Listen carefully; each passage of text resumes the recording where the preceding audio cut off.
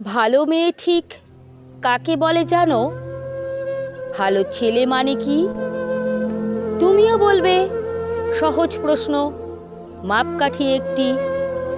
যে মেয়ে পেয়েছে অঙ্কে 100, যে ছেলে ভূগোলে সেরা, তারাই তো ভালো।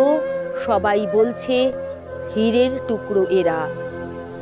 কাগজে ওদের ছবি ছাপা হয়, টিভিতে দেখায় মুখ। ওদের জন্যে আমারও তো ভাই আনন্দে ভরে বুক। তবু কেন জানো তোমাকে বলছি, দেখে শুনে পাই ভয়।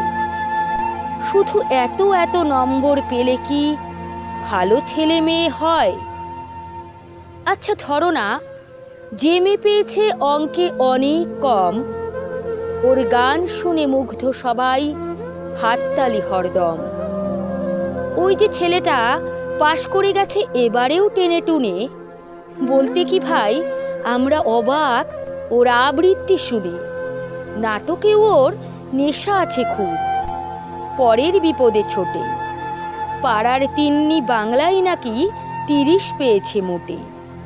কিন্তু মেয়েটা খেলাধুলোতে 10খানা গায়ে নামি। সত্যি বলো তো, তুমিও বলবে ওরা নয় কেউ দামি?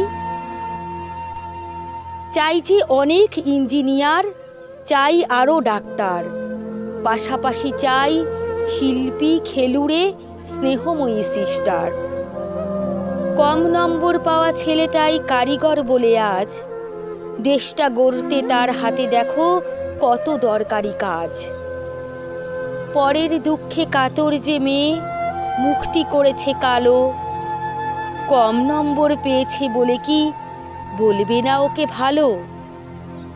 অভাবের কারণে কলেজে পড়েনি, ছোট দরমার বাড়ি, তবুও ছেলেটা বাবা মাকে দেখে, ভাড়াতে চালায় গাড়ি। তাই বলছি কি, শুধু নম্বরে হয় নাকি মাপকাঠি? ভালো ছেলে মেয়ে বলতে কি ভাই মানুষ চাইছি খাঁটি।